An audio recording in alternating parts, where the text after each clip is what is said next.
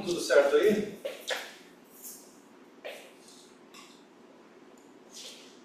Bruno?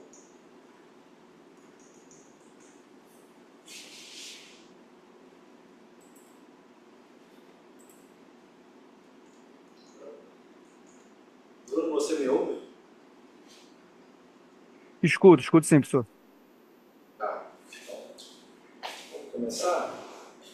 À medida que o pessoal for chegando, a gente retoma alguma coisa. Tá. Vou aproveitar aqui que essas pessoas são iniciadas e precisam de motivação para finalizar os projetos. Bom, a ideia dessa apresentação aqui é a gente olhar para frente e ver se essas coisas que a gente trabalha, né, tem a ver com energia solar, tem futuro, né? Mas se vai para frente e se tem um mercado de trabalho aí para os próximos anos. E aí são dois focos, né, duas possibilidades, ou dois vieses que eu quero trazer. A primeira é da energia solar, do crescimento de energia solar nos próximos anos. E a gente vai ver com dados muito claros que é uma fonte que deve continuar crescendo, deve ter um mercado de trabalho, etc, etc. O segundo, que é mais interessante, é o que isso deve implicar. E aí o que deve implicar são os problemas que a gente já está vendo, né? De necessidade de armazenamento de energia, problemas relacionados à intermitência, inversão de fluxo, sobrecarga de subestações. Isso vai demandar outro tipo de trabalho, ou outros modelos de negócio. Tá? Então vai ter esses dois vieses essa apresentação. Então o que a gente quer é avaliar o mercado de trabalho para os próximos anos para engenharia voltada principalmente para o mercado de energia solar. E aí, vamos pegar um pouco de história, né? De onde é que vem essa evolução da energia solar? A gente começa com um processo de descarbonização, né? Isso já tem muitos anos que a gente começou, e que teve início principalmente com a energia eólica, aí depois veio a energia solar, e isso para a área elétrica, tá? Na indústria também tem acontecido esse processo de descarbonização. Com a solar veio também a descentralização, ou seja, as fontes de energia que teoricamente eram mais centralizadas e que eram observadas pelo operador do sistema, elas começaram a ficar mais descentralizadas, mais próximo do consumo e fora da visão do operador.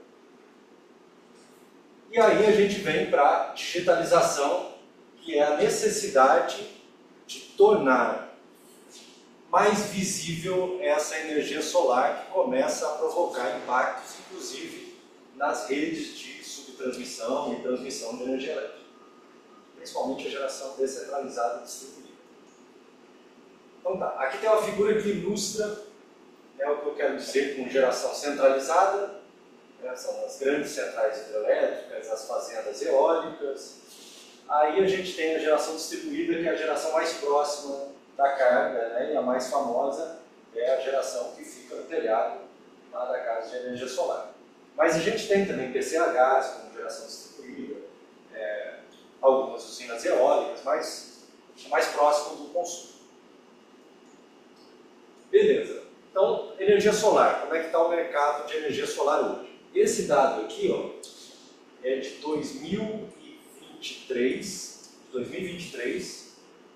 e que foi publicado em 2024 por essa revista aqui, que é uma revista importante, que trata dessas questões, dessas usinas, principalmente de fontes renováveis.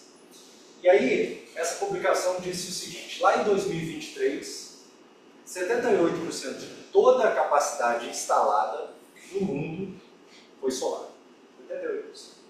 Aí depois veio um pouco de eólica, 20%, e o resto, hidro, biomassa, outras, não soma 2%. Então isso dá uma ideia da força que tem a energia solar hoje e do que a gente pode encontrar nos próximos anos. E aí, em termos de região do mundo, né, a gente tem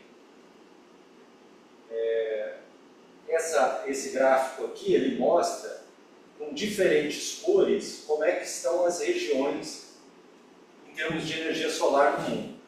Aí você tem aqui, ó, azul mais escuro a Europa, aqui a América, aqui a Ásia, a parte do Pacífico, e esse verde aqui é outra parte da Ásia. E esse laranja aqui é o único que não é uma região, é um país, isso aqui é a China. Então a China cresceu lá em 2023, cresceu não, tem em 2023 uma capacidade instalada maior do que todo o resto do mundo. Só para dar uma ideia de como é que está essa evolução. E boa parte desse crescimento, dessa evolução aconteceu de 22 para 23. Quando a gente olha o crescimento da energia solar para os próximos anos, também pela mesma fonte, eles mostram um cenário baixo, um cenário médio e um cenário de máximo, né, um cenário alto. E aqui a gente tem uma média, essa linha vermelha. Tá? Então está dizendo o seguinte, ó, de 24 para 25 deve crescer 28%, 25 para 26, 25%, 26 para 27, 22% e depois de 27 para 28, 21%. Ou seja, continua crescendo forte a energia solar no mundo, só que o ritmo vai diminuir um pouquinho.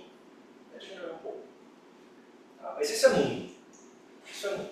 Tá? Quando a gente olha os países especificamente, aí a gente vê claramente, né, o quanto a China cresceu de energia solar. Ela saiu de 94,7 em 22 para 253 em 23, ou seja, quase que triplicou, né? Quase que triplicou a energia solar na China. E aí depois de 22 para 23, Estados Unidos saiu de 21,9 para 32,4 GB e depois Brasil 10,9 para 15,4. Tá? Só que quando a gente olha, o que eu estou tentando fazer aqui é mostrar assim, ó, quem está crescendo muito, quem já deu uma estabilizada e quem não deve crescer tanto. Então, quando a gente pega a geração, a capacidade instalada per capita, por habitante, aí vem a Austrália em primeiro lugar.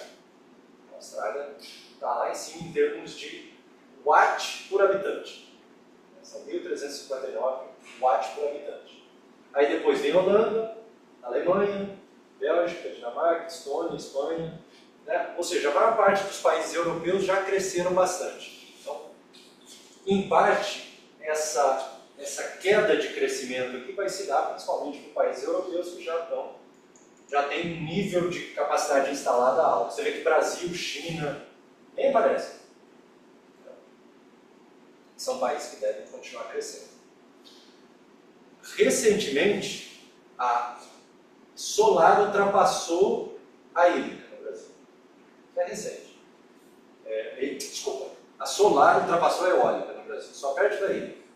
Então, em termos de capacidade instalada, a energia hidroelétrica responde por 44% e a solar mais ou menos 22%, a eólica 13%, em termos de capacidade instalada.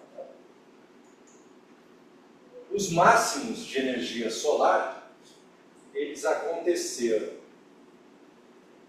em 2025, esse ano. Você teve 13% da demanda atendida no Brasil nesse dia por energia solar.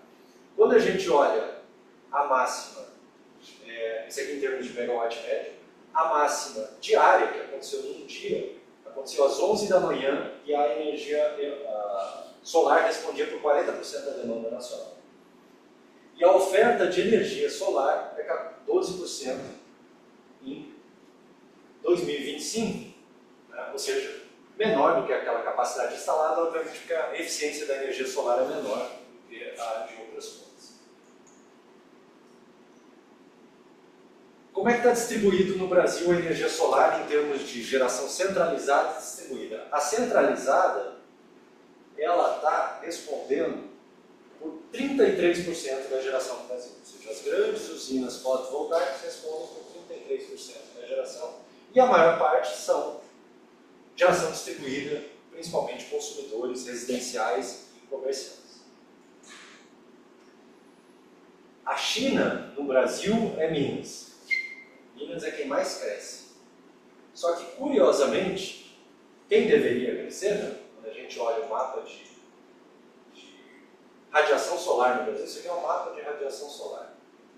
Quanto mais intensa a cor, maior é o nível de radiação. Então a gente tem o Nordeste aqui com o maior nível de radiação solar e aqui a região Sul-Sudeste com o menor nível de radiação solar. Quando a gente olha aqui a distribuição da capacidade de geração por estado, ó, tem Bahia, Piauí, Ceará, Rio Grande do Norte, todos os estados do Nordeste, só Minas que aparecem aqui do Sudeste, aí tem Goiás, né, vai Centro-Oeste, volta aqui no Nordeste, e é onde a gente tem o maior nível de radiação solar. Isso acontece principalmente por conta de incentivo tributário, na tarifa de uso e distribuição de energia ou no fomento na compra de equipamento de energia solar. Minas é muito forte para esse tipo de incentivo. Quando a gente vai para a geração distribuída, aí fica mais Sudeste. Aí é mais essa região Sul-Sudeste. Então São Paulo, depois Minas, depois Paraná, depois Rio Grande do Sul, aí começa Mato Grosso, Goiás, Bahia, etc. Isso acontece porque você tem um maior poder aquisitivo na região Sul-Sudeste. Então, quem pode comprar energia, adquirir, né, um sistema solar, adquire esse sistema solar e se beneficia dos créditos de energia. Então, aqui já representa muito mais o perfil da população e o poder aquisitivo. Beleza. Quando a gente olha para frente, os dados da EPE, 2034, para a gente saber se a energia solar vai continuar crescendo, a EPE traz esse PDE, o Plano Decenal de Expansão 2034, que é o plano que ela olha 10 anos para frente. A gente tem lá, ó, a hidrelétrica saindo de 424 para 489 gigawatts de potência. Não é tão significativo para essa fonte, ainda que ela continue sendo a fonte mais importante que a gente tem. E aí, quando a gente vai para solar, isso aqui é geração centralizada, tá? A gente sai de 26 para 61, praticamente multiplica por 3. A eólica deve subir aqui em torno de 50%, mas a solar é a que tem o maior crescimento da geração centralizada. Essa aqui que é menos, tem uma quantidade menor. Aí quando a gente vai para a geração distribuída, essa mais próxima do consumidor, aí a solar nada de engraçado, né? Ela sai de 41 e vai para 77 GB, é a fonte que mais cresce, né? Nessa classe de geração, né? Que é a geração distribuída. Então, esses casos é a que mais vai crescer.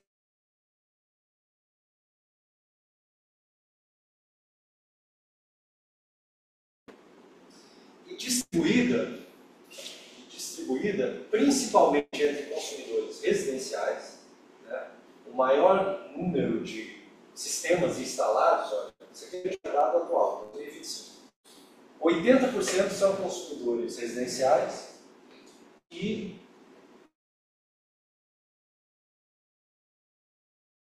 a gente praticamente não tem industrial, né? Depois poder público, serviço público, iluminação pública, bem pouquinho também. E a razão pela qual a maior parte são consumidores residenciais e comerciais é o fato desses consumidores não terem acesso ao ambiente livre, que é aquele ambiente onde o consumidor consegue um preço de energia, não tarifa, um preço reduzido, comparado com o ambiente regulado. Então, o consumidor ele prefere, não tem opção.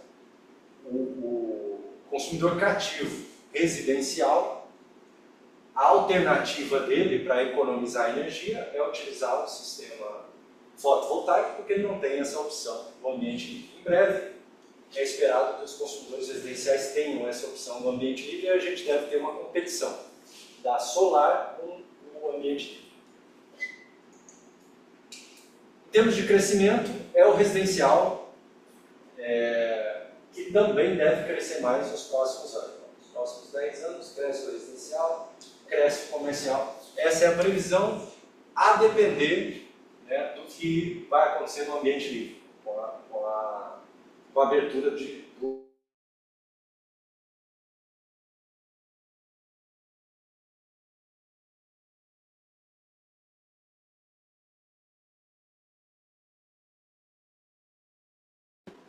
Vocês vão ver aqui, ó, que São Paulo vai liderar lá em 2034 com 10,9.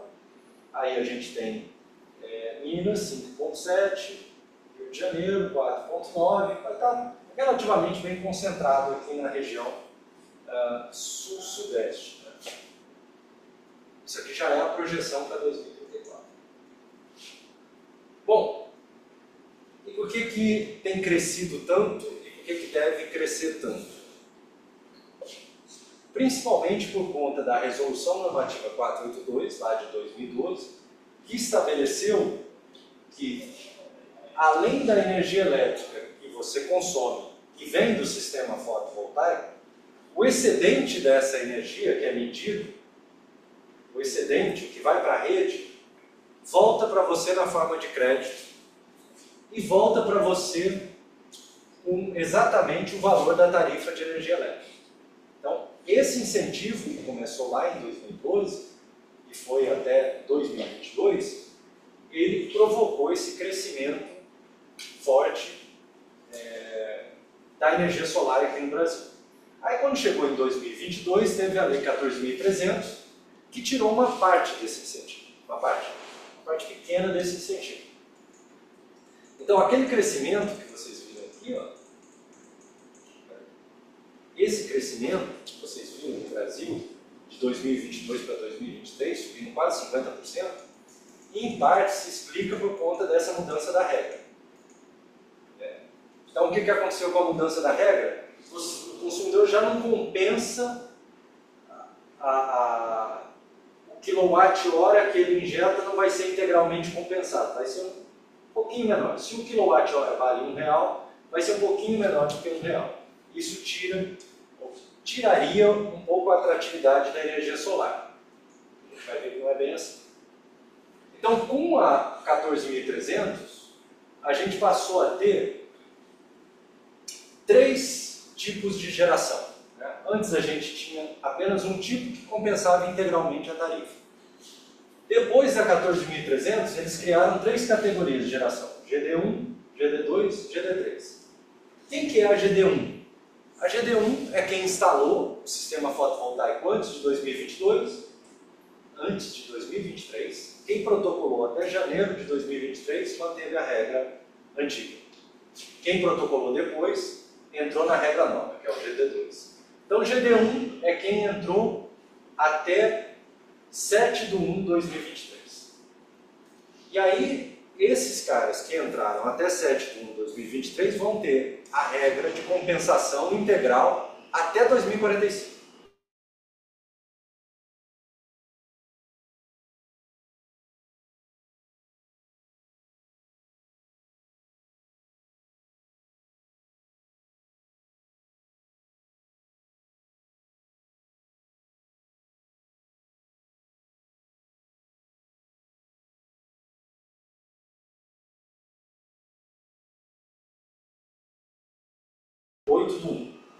E aí esses consumidores, eles vão ter uma penalização na compensação gradativa. Começa aqui em 4% mais ou menos e vai aumentando até 2028, quando a regra vai ser revista. Tá? Essa é a GD2. E aí a GD3 é uma regra para consumidores, ou para geração, principalmente geração remota, com consumo, com injeção a partir de 500 kW, e aí a compensação, ela diminui mais ou menos em 28%. Tá? Então, GD1, GD2 e GD3. Então, como é que ficou para GD1? A GD1, se ele paga uma tarifa de R$1 por kWh, e ele injetar 1 kWh, ele vai receber de volta R$1. forma de crédito. No caso do GD2, ele começa aqui, ó, tendo um abatimento de mais ou menos 4%, que é referente à parcela fio B. A tarifa de energia ela tem dois componentes. Um componente é a TUSD, tarifa de uso e distribuição, tem a ver com transporte de energia em alta tensão, que é o fio A, e baixa tensão, que é o fio B. E a TE, que é a tarifa de energia. Então, é nessa parte aqui que está sendo descontado, né, a compensação. Então, aqui ele começa perdendo em torno de 4% e vai chegar lá em 2028 perdendo mais ou menos 20%. Então, ele vai passar a compensar 0,77. De cada R$1 ou de cada 1 kWh que ele injeta, ele compensa 0,77. Então, vai diminuir um pouco o incentivo.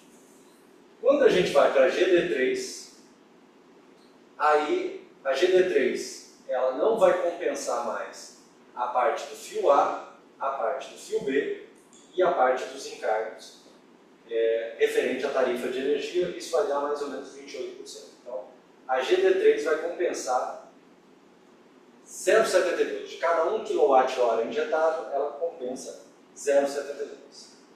Isso parece pouco, mas em outros países é muito menos, já é muito menos, já diminuiu drasticamente essa compensação. E aí o estudo interessante é o estudo da Greener, que eles fizeram lá em setembro de 23, que comparou os consumidores que tinham instalado sistema fotovoltaico antes da Lei 14.300, ou seja, eles adotaram com a regra antiga e com a regra nova. E a métrica que eles usaram para avaliar o payback, dá para usar o payback, dá para usar o VPL e dá para usar a taxa interna de retorno. O payback é uma das métricas que a gente usa. O payback mostra em quanto tempo o investimento se paga. Você fez um investimento, em quanto tempo ele se paga. Num projeto de energia solar que dura mais ou menos 20 anos, então você ter em torno de 4, 5 anos de payback é muito bom. Então, esse é o cenário que a gente tinha antes, da Lei 14.300, que era um cenário muito bom. Quando a gente vai para GD2, né, já em junho de 2023, o payback é ainda menor. Ou seja, mesmo com a perda de incentivo, que a gente vai ter,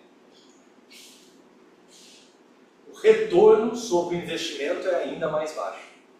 Isso acontece, ou aconteceu, né, para sistemas de até 4 kW, segundo esse estudo, por conta da redução de custo do equipamento. Então isso aqui dá uma ideia da resiliência desse setor para os próximos anos e do quanto ele ainda tende a crescer, mesmo que a gente tenha perda de incentivo. Tá? Mesmo com a redução de incentivo. E aí, olhando lá para frente, né, já sabendo que esse incentivo só vai diminuir. Hoje em dia, tem países que, assim, eles pagam, sei lá, a cada 1 kWh seria equivalente a 20 centavos. 10%, 20%, é bem pouquinho. Então, a tendência é que esse incentivo se reduza ainda mais. Né? Mas são países que já estão num estágio bastante avançado dessa fonte. Né? Que é o caso da Austrália, dos países europeus, que já reduziram bastante o incentivo. Mas olhando para a Austrália, que é o país que mais está avançado, né? O que aconteceu? Lá a gente tem, de cada 3 casas, uma tem sistema fotovoltaico. Então é um nível de penetração muito alto. E lá eles têm, enquanto aqui no Brasil a gente está com 5 kW, lá eles têm mais ou menos 9 de potência instalada. E aí o que está acontecendo? Como reduziu-se muito o incentivo lá, as casas passaram a ter bateria. Então, as baterias já estão indo para o sistema residencial e eles estão vendendo já os kits. cara vai comprar energia solar, já compra com kit, já que não vale a pena eu jogar na rede a energia, eu carrego a bateria e depois uso à noite. Então, já são 180 mil baterias instaladas e esse número crescendo. Então, para além do crescimento da energia solar, a gente também começa a ver o crescimento de alternativas como o uso de bateria. Como é que eles estão lá agora? Isso aqui é a curva de geração lá da Austrália em março de 2024. Então aqui, ó, essa parte amarelinha é toda a geração de energia solar. Tem um amarelinho mais claro e um amarelinho mais escuro. Então, é a solar que eles chamam de rooftop, que para a gente é a GD, geração distribuída no telhado, e essa aqui é solar, as usinas fotovoltaicas, o amarelo mais escuro. E depois as outras fontes, né, que estão sendo achatadas pela energia solar. Então, isso é a Austrália em março de 2024. E isso aqui é Brasil, né, são dados do ONS, um estudo que o ONS fez de 2024 para 2029, de agosto de 2024. Aqui a energia solar distribuída, né, que é a mais próxima da rooftop, lá que foi documentada, é essa amarelinha aqui.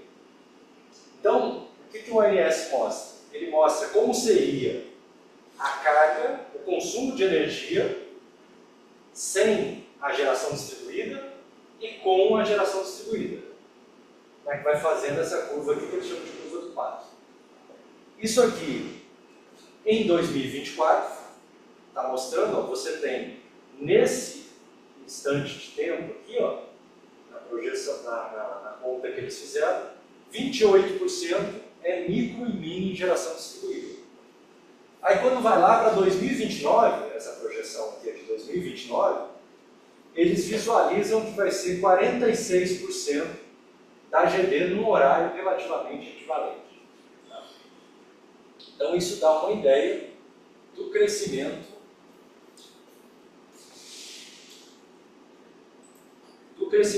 da GD, ou da micro e mini geração distribuída. É disso que eles estão tratando nesse relatório para os próximos anos. Bruno, você continua me ouvindo? Me responde aí.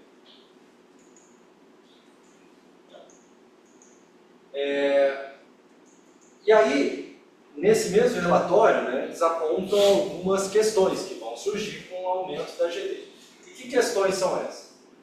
Sobrecargas em subestações, ou seja, você começa a ter uma inversão de fluxo de energia e, eventualmente, você vai ter sobrecarga em subestações por conta do aumento da GD, por conta da geração distribuída, que é intermitente. Você pode ter risco de variação de frequência, e aí você precisa de equipamento para instalar nas subestações, para controlar essas variações de frequência e equilibrar a carga e geração, né? Então você vai precisar de uma geração que seja mais estável. Sobretensão, e a sobretensão vocês têm visto, vai acontecer principalmente em nível de distribuição, mas também já está aparecendo lá em nível de transmissão. Curtailment, que é o corte de geração, principalmente de geração renovável. Então, o que está acontecendo no Brasil, quando você tem, em determinados momentos, seja por restrição de consumo de energia, porque não tem consumo, seja por restrição de transmissão, ou seja por alguma questão técnica de estabilidade, eventualmente estão sendo cortadas gerações eólica, verde, e fotovoltaica para manter a estabilidade do sistema, e isso tem implicado uma série de problemas do ponto de vista, né, jurídico, porque essas fontes são fontes que despacham na base. Teoricamente, quem modula a geração é a hídrica e a termoelétrica. A eólica e solar ficam lá despachando. E aí, por conta de restrição de rede, eventualmente são feitos cortes em eólica e solar, e isso tem implicado uma série de problemas, porque essas usinas, elas estão no ambiente livre, então elas têm compromissos para honrar em termos de geração. E aí tem acontecido esses curtailments com prejuízo para essas fontes. E uma outra implicação são os investimentos em transmissão e distribuição que vão precisar aumentar. Olha só que interessante esse resultado, que também vem do ONS. Eles fizeram uma análise do que está acontecendo com as subestações, das 134 subestações analisadas no Brasil, que tiveram algum tipo de questão, né, associada com micro e mini geração distribuída. E aí eles viram o seguinte, ó, das 134 subestações analisadas em 2025, 111 tiveram fluxo reverso. 111 subestações do ponto de vista do ONS, fluxo reverso. Ou seja, a subestação, ao invés de estar consumindo a energia elétrica, né, para mandar para os consumidores, o fluxo está invertido, está no sentido do consumo para geração. Isso era impensável, né, alguns anos atrás. Mas isso não provoca problema. Essas 111 aqui, é o que a gente chama só de fluxo reverso, ou seja, não tem sobrecarga, não tem problema, só inverter o fluxo em algum momento. Dessas 134, 7 apresentam risco de sobrecarga admissível, ou seja, algum nível de sobrecarga, mas que não causa nenhum problema. Aí, 12 apresentam sobrecarga em condição normal e 4 sobrecarga em condição inadmissível, ou seja, a subestação teria que ser desligada quando esse tipo de inversão ocorresse. Olhando para frente, né, projetando 5 anos para frente, esse 111 aumenta para 120, e a situação, por exemplo, de condição de sobrecarga normal também aumenta de 12 para 13. Isso aqui implica em que, provavelmente, mais investimento em transmissão, distribuição, para mitigar esses efeitos. Isso aqui foi tratado recentemente na mídia como possibilidade de apagão, esse tipo de coisa, mas não é bem assim que a gente tem que analisar. Demanda investimento, vai demandar que isso seja endereçado, mas a gente está falando de um sistema interligado. A saída de uma subestação não necessariamente implica um apagão. E aí, de todas as subestações analisadas, a que mais vai ter ou fluxo reverso ou sobrecarga admissível ou inadmissível em Minas Gerais, que não por acaso é onde você tem a maior quantidade de GD e micro GD instalado. Então, isso está gerando uma série de discussões, principalmente na questão do curtailment, que são as usinas que estão perdendo dinheiro. Está lá, o Maranhão falando. Curtailment, a culpa é da GD, como interrogação, né? E aí nessa matéria ele faz uma discussão bastante interessante sobre a história, né, da regulamentação do setor elétrico e tal, como é que a gente chegou nesse ponto, e comenta que a GD, na verdade, não é necessariamente a culpada, tem questões mais estruturais. Mas a discussão passa por isso. Aqui, porque só se fala em curtailment no setor elétrico, tudo matéria atual, que é tudo de 24, isso aqui, processo de tramitação deve endereçar as discussões de curtailment, Isabel, isso aqui é 25, curtailment de energia, porque a limitação de geração é uma realidade no Brasil. Isso tem a ver com todo esse contexto aqui, com o apagão também que a gente teve há algum tempo atrás e que mostrou, né, que as fontes renováveis, e aí não era necessariamente só solar, mas eólica, os modelos não estavam devidamente capturados, né, pelo ONS, o que gerou um certo cuidado no despacho da geração, da geração de fontes renováveis. Né? Então o curtailment passou a ser a questão mais crítica, principalmente por conta do prejuízo que as usinas estão sofrendo. Beleza. Então, o que a gente teve em termos de evolução da energia solar?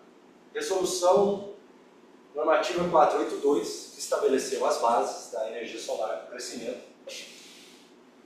Hoje, a gente tem a Lei 14.300, que, em teoria, tiraria um pouco dos incentivos, mas por conta da redução de custos, a fonte continua crescendo e deve continuar crescendo nos próximos anos. E o futuro tende a ser cada vez mais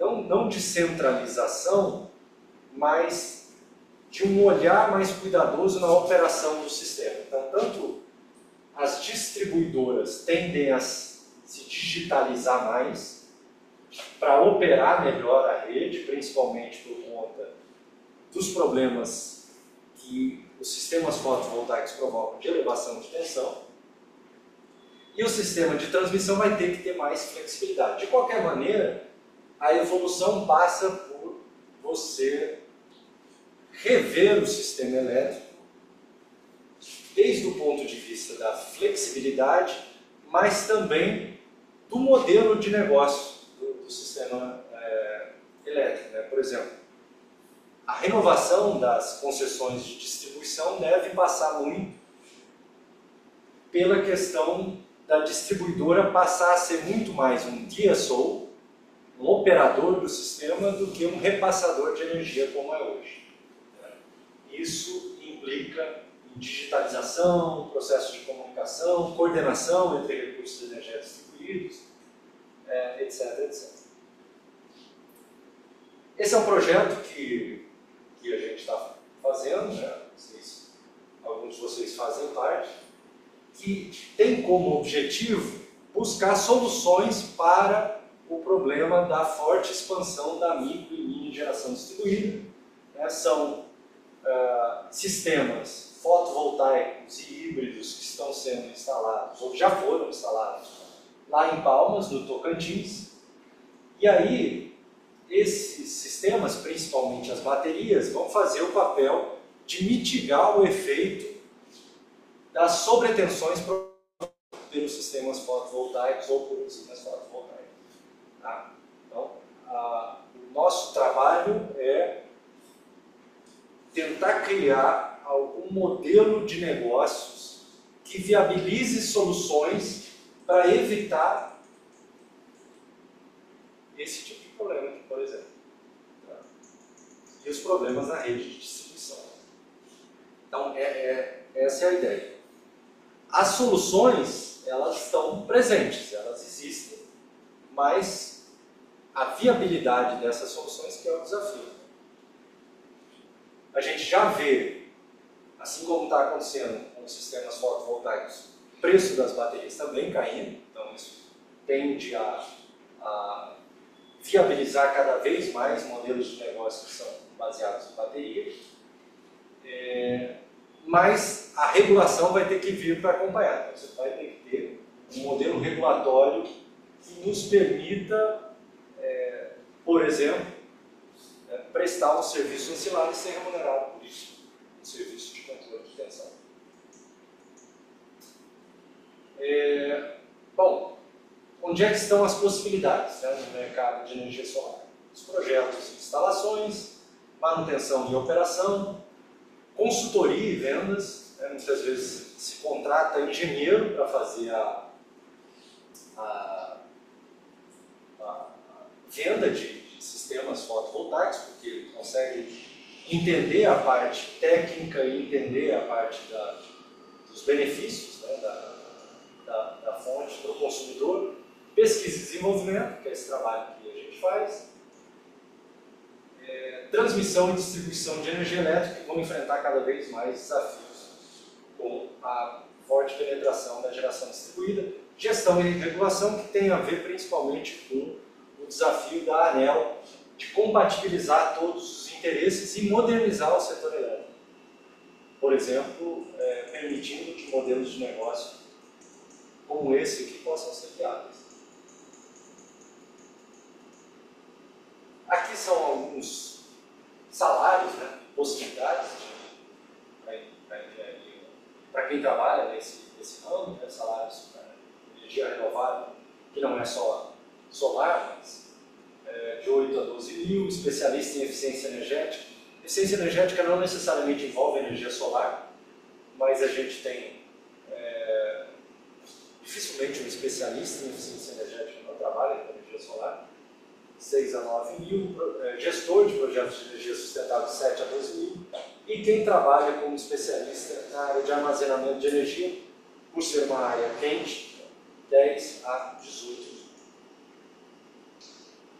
Bom, conclusão, energia solar segue crescendo no mundo, a gente tem que separar os países, né? A Europa tende a ser um pouco menos, China continua crescendo, o Brasil continua crescendo, né? Principalmente mercados emergentes. No Brasil continua crescendo forte, né, com uma tendência de perda de incentivo, de diminuição de incentivo, e com oportunidades que começam a vir além da energia solar. Né? Então a gente começa a ter oportunidade, por exemplo, nessa área de bateria, na área de flexibilidade de operação, né, do sistema de transmissão e distribuição.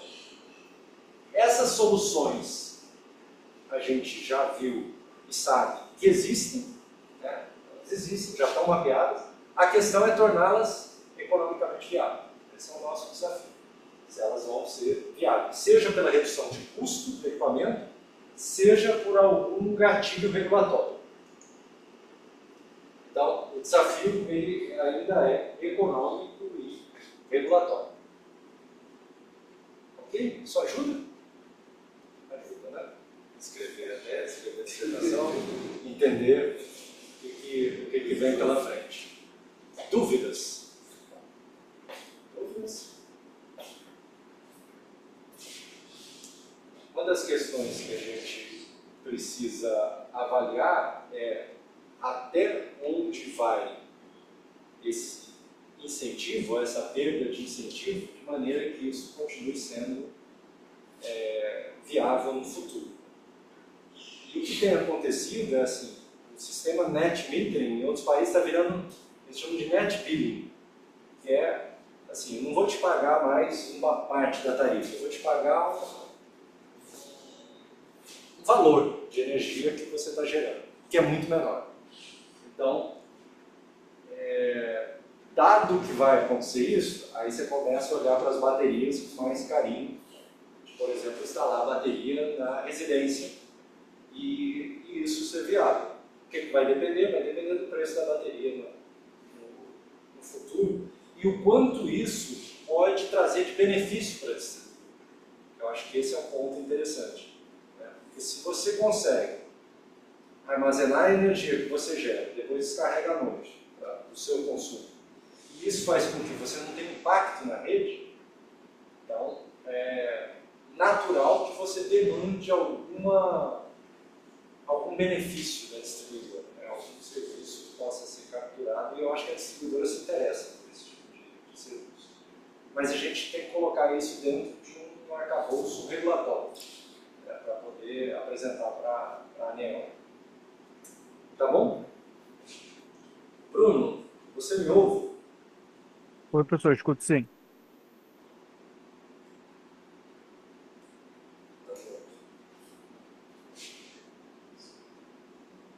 Você me ouve? Escuto.